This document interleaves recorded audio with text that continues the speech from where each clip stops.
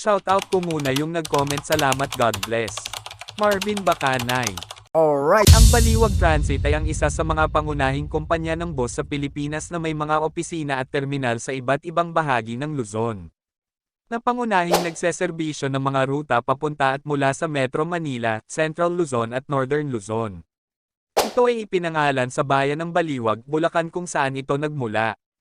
Ang Baliwag Transit, Inc. ay itinatag ni Maria Victoria Santiago Van de Detenco, kilala sa Baliwag bilang Viuda o Nanay, isang katutubong ng Baliwag at Hagonoy, Bulacan.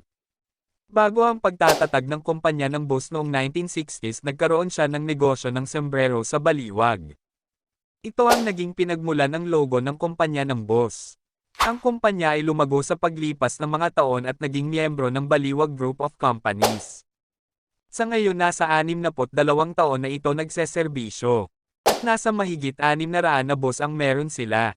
Ang mga anak at apo ni Doña Victoria ay patuloy na namamahala sa kumpanya at kasalukuyang pinamumunuan ng kanyang panganay na anak na si Joselito Estenco. Tulad ng ibang mga kumpanya ng bus sa Pilipinas na may mga eksklusibong terminal.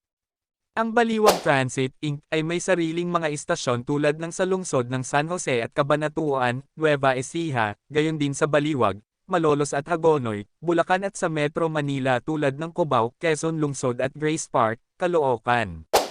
Ang mga ito ay matatagpuan sa mga mahahalagang lugar sa kahabaan ng mga ruta ng bus kung saan ang mga potensyal na pasahero ay madaling magsalubong para sa pagsakay. Noong 2009, binuksan ng Baliwag Transit ang isang subsidiary na kumpanya, ang Golden Bee Transport and Logistics Corp., na nagseserbisyo sa mga rutang Pasay-Cubao hanggang Baliwag, Bulacan, Cabanatuan City, Nueva Ecija at San Jose City, Nueva Ecija at vice versa. Binuksan nila ang kanilang Pasay Terminal sa Zone 16, Don Carlos Street, Barangay 164, Pasay noong ika-14 ng Desyembre taong 2014. Na pag-aari ng Baliwag Transit at ng kanilang kapatid na kumpanya, ang Golden Bee Transport and Logistics Corporation.